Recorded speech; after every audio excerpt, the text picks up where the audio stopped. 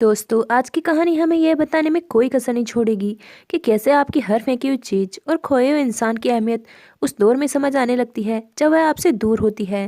South Korea के Seoul शहर, जहां हम 3 लोगों के परिवार को देखते हैं जो अपनी रोजमर्रा की जिंदगी में मसरूफ होते हैं। कोई जॉब पर जा रहा है तो कोई कॉलेज, लेकिन तभी कुछ ऐसा देखने को मिलता है जो इन्होंने आज से पहले कभी नहीं देखा। टीवी पर आ रहे न्यूज में बताया जा रहा है सियोल शहर की ओर एक मिसाइल तेजी से बढ़ रही है जो कितनी भयानक है। हमें यह किस किस को पता नहीं है, लेकिन हाँ, ये जरूर बता सकते हैं कि यह कई गुना ज्यादा ताकतवर है पिछले नुकसान के मुताबिक।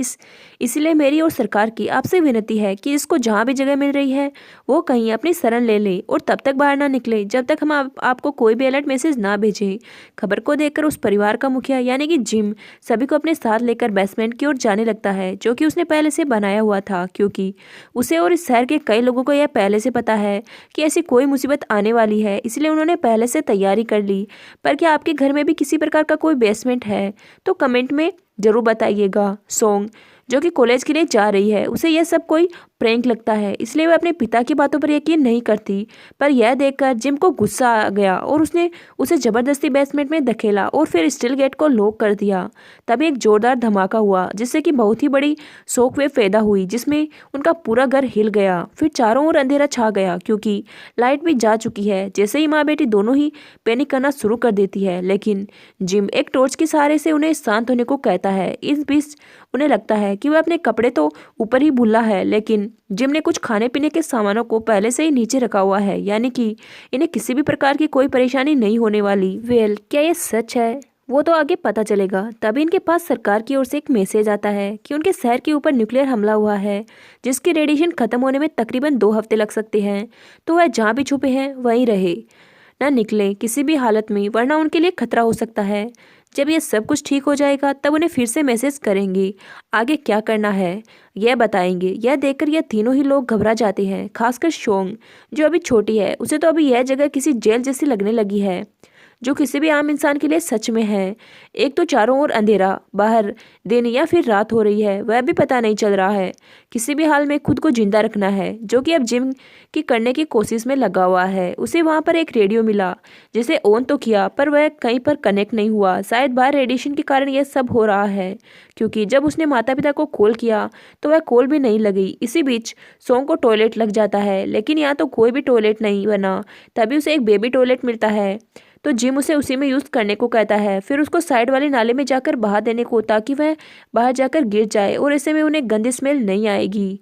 सोंग उसकी सारी बातों को मानती है। फिर हम देखते हैं कि वहाँ जो कोई भी खाना था उसे 14 दिन के हिसाब से बांट दिया, यानी कि हर दिन उन्हें कितना खाना है और फिर किस हिसाब से खाना है, सब कुछ उसने प्लान कर दिया। और अब बस उन्हें हौसला रखना है, सर्वाइव करना है, जिसकी शुरुआत हो चुकी है। अब आप भी देखते रहिए, क्योंकि इस कहानी में जितने भी सर्वाइवल सीन है उससे कई गुना ज्यादा यह कहानी आपको इमोशनल यानी कि रुला देगी। अब पहली रात तो कट गई, फिर शुरुआत होती है दूसरे दिन की। सबसे पहले इन्होंने पेट को भरने का सोचा, उसके लिए बनाए नूडल्स जिसमें लगे पानी। पर जिम के हिसाब से उन्हें पानी जितना कम हो सके उतना कम यूज करना है। सभी से ज्यादा कीमती और अनमोल चीज तो वही है, इसलिए इन्होंने सूखे नूडल बनाए जो खाने में सोंग को बिल्कुल भी पसंद नहीं आते। पर क्या करे, मजबूरी है। मजबूरी में गधे को भी इंसान बनाना पड़ता है। तो वही खाने के दौरान सीना को खांसी आना शुरू हो गई, जो देख वो थोड़ी सोच में पड़ गई कि यह क्या हो गया। लेकिन तब उसे समझ आया कि शायद यहाँ पर बेसमेंट में हो रहे डस्ट के कारण यह ऐसा हो रहा है। उधर शोंग की भी हालत खराब हो रही है, लेकिन किसी भी बीमारी या फिर खांसी से नहीं, बल्कि फोन के चार्जर खत्म होने से, क्योंकि उसे अब अपने आने वाले दिन बिना फोन के ही रहना होगा, जो उसके लिए मौत से ज्यादा दर्दनाक है। अब तीसरे दिन आता है। सब कुछ दूसरे दिन जैसा ही था, पर आज कुछ अजीब हुआ। जब यह सब बैठे थे तभी इन्हें ऊपर से किसी की चिल्लाने की आवाज आई, जैसे कोई इनके घर के अंदर हो। गौर करने पर सीना को पता लगा कि यह उसकी पड़ोसन है, जो शायद मदद के लिए आई होगी। जिम मदद तो करना चाहता है, लेकिन सीना के कहने पर वह नहीं गया, क्योंकि उसका मानना है कि वह रेडिएशन से इन्फेक्टेड हो सकती है, इसलिए उसे ऊपर ही रहने दो। पर शोंग का दिल उसकी चीखें सुनने के बाद मान ही नहीं रहा था, इसलिए उसने दरवाजे की ओर अपना रुख मोड़ लिया। पर उसके पिता ने उसे रोकते हुए समझाया कि हाँ, मुझे पता है कि वो दर्द में है, लेकिन अगर हम बाहर गए तो हमारी भी उसकी ही जैसी हालत होगी।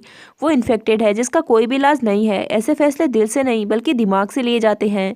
सोंग को भी समझ आ गया, इसलिए उसने ज़्यादा कुछ कहा नहीं। कुछ दिन ऐसे ही बीत गया। हर दिन कुछ ना कुछ सुनाई देता रहता है, जैसे कि कई बार तो इन्हें कई सारे फाइटर जेट्स की आवाज़ आती है, तो कई बार किसी आदमी की या फिर किसी बच्चे की रोने की। लेकिन हर बारी इन्होंने नीचे रहने का फैसला किया और अड़े रहे खुद की रक्षा करने के लिए, जो कि एक मायने में सही भी है और गलत भी। इन्होंने अब गेम्स खेलना शुरू कर दिया ताकि कुछ और टाइम ऐसे ही बीत जाए। पर कोई भी गेम्स अगर आपको बार बार खेलोगे तो बोर हो ही जाओगे। सेम चीज इनके साथ भी हुई।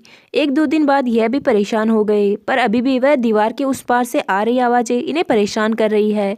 लोग रो रहे हैं, उनके चीखने का तरीका बहुत ही डरावना है, जो अब सुनकर यह सभी और डर गए हैं, जिसके कारण अभी इन्हें नींद भी नहीं आती। तो वही रात रात भर गेम खेलकर सोंग ने अपनी बची हुई फ़ोन की बैटरी ख़त्म कर दी। दिन बीत गया, पर अब इनके लिए यहाँ पर रहना मुश्किल होती जा रही है। सोंग को तो घुटन सी महसूस होने लगी है, तो वह जिम जो भी मोमबत्ती जलकर ख़त्म हो गई है उन्हें फिर से गर्म करके एक कर देता है, उसे जला देता है, ताकि ऐसे किसी भी प्रकार के कोई वेस्टेज ना हो। परिवार का तीसरा सदस्य सीना को अब नींद की दिक्कत होने लगी है। वो बहुत कोशिश करती है, नींद ही नहीं आती, इसलिए बड़ी सोच विचार के साथ वह अपने फ़ोन को फिर से ऑन करती है और अपने पिता को कॉल लगाती है, जो लकीली उसे फ़ोन को उठा लेते हैं और बताते हैं कि ऊपर बहुत बुरे हाल है, तुम लोग जहाँ भी हो वहीं रहना। तो सीना कहती है कि हम सेफ हैं, पर आप लोग अपने घर के बाहर मत निकलिए। हाँ, मैं कल दिन में 12 बजे फिर से कॉल करूँगी, फ़िलहाल के लिए फ़ोन को ऑफ कर दीजिए।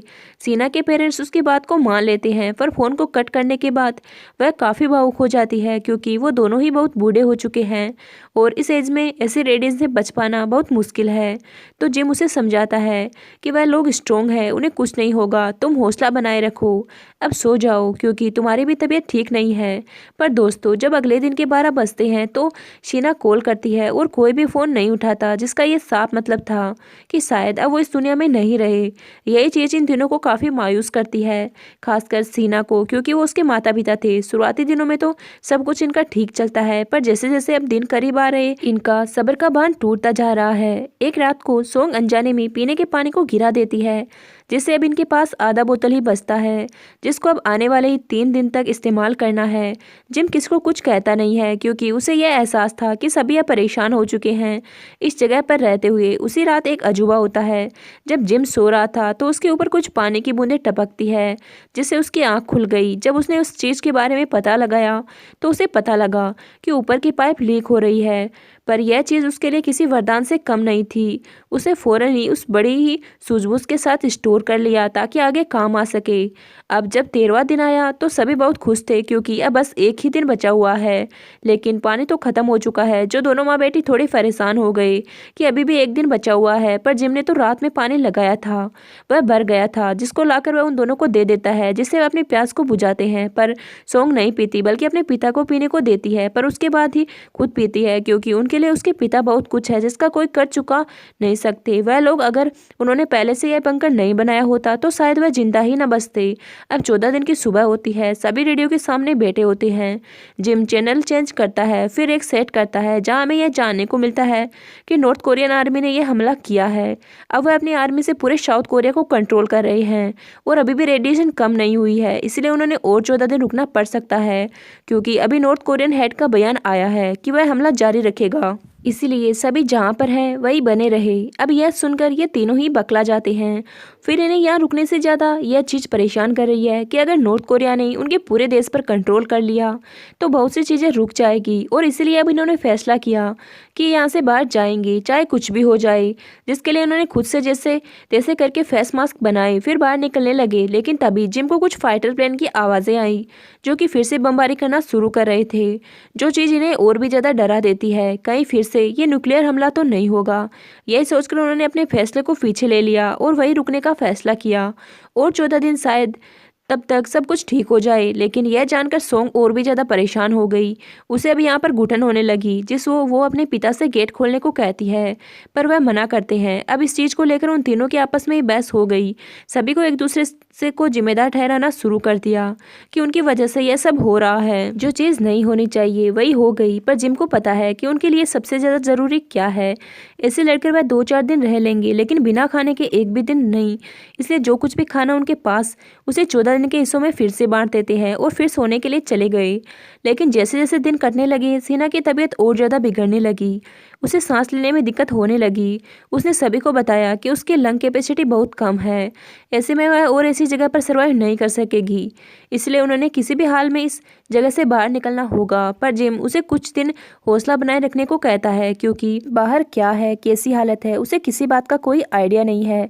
अब तीनों लोगों में किसी न किसी को हर चीज़ की एडिक्शन है, पर पिछले 20 दिनों से इन्होंने उस चीज़ को हाथ नहीं लगाया क्योंकि हालत ही ऐसे हैं। पर यह चीज़ उनके लिए एक तरीके से सही भी है, क्योंकि ऐसा करके वे अपनी आदतों को सुधार सकते हैं। 24 दिन बीत जाने के बाद अब सीना को हम बेहोश देखते हैं। दोनों पूरी कोशिश कर रहे हैं लेकिन वह होश में नहीं आ पा रही। जो देख सोंग बेचारी रोने लगी। उसे डर था कि कहीं उसकी माँ उसे छोड़कर चली तो नहीं गई। पर जिम उसे कहता है कि ऐसा कुछ नहीं है, तुम्हारी माँ को कुछ नहीं होगा, हौसला बनाए रखो। उन्हें बस सांस लेने में दिक्कत हो रही है। लेकिन जिम को इस बात का एहसास हो गया कि अगर कुछ और दिन यह सब चलता रहा तो शायद वह सीना को खो देगा, और इसलिए वह उसे हिम्मत बनाए रखने को बोलता है। बस कुछ दिन और प्लीज, उसके बाद सब कुछ पहले जैसा हो जाएगा। लेकिन जिम परेशान हो गया है। वह बार बार रेडियो पर सिग्नल ढूंढने की कोशिश में लगता है, कहीं से कोई तो खबर आ जाए कि सब कुछ ठीक हो गया है, या फिर कोई भी उसकी मदद के लिए आ जाए। पर ऐसी कोई चीज नहीं है, फिर कोई मदद नहीं आती, जिस चक्कर में उससे गुस्से में रेडियो को ही तोड़ दिया। पर अब सीना की हालत में गिरावट आने लगी है। उसे तेज बुखार चल रहा है, इसलिए दोनों ही उसके शरीर से चिपक जाते हैं ताकि उसे गर्मी दे सके। एक रात जब शोंग टॉयलेट के लिए उठती है तो देखती है कि उसके नाना का मैसेज आया है कि उसकी नानी अब इस दुनिया में नहीं रही, लेकिन वह अभी जिंदा है। अगर वह उनके पास आ जाए तो वह कुछ और दिन जिंदा रह सकते हैं। यह बात वह अपने पिता को बताती है, जो कहते हैं कि ठीक है, हम वहाँ जाएंगे, इसके बारे में अपनी माँ को मत बताना। तो वह मान गई। फिर 28 दिन आखिर में सीना को होश आ गया, जो देख सभी बहुत खुश हुए क्योंकि यह उनके लिए बहुत खुशी का दिन था। पर जिम फैसला करता है कि उन्हें बाहर निकलना ही होगा। हालांकि सरकार की अभी कोई भी कंफर्मेशन नहीं आई है, लेकिन अब इनसे और रुका नहीं जाएगा यहाँ पर, क्योंकि कोशिश तो करनी पड़ेगी, तभी कुछ और हो पाएगा। अगर सीना के डेड जिंदा है तो जरूर कुछ लोग और भी होंगे जो जिंदा होंगे। इन्हें उनके पास जाना होगा। इसलिए सभी फिर से मास्क को पहनते हैं और एक आखिरी बार प्रे करते हैं बाहर निकलने से पहले। यहाँ जिम इन्हें समझाता है कि कहीं चाहे कुछ भी हो जाए, ऊपर हमें साथ रहना है। पर अगर कभी भी ऐसा मौका आए कि हमें एक दूसरे से की जान जाने वाली हो तो इसकी मदद करना सबसे पहला कर्तव्य हो जाए।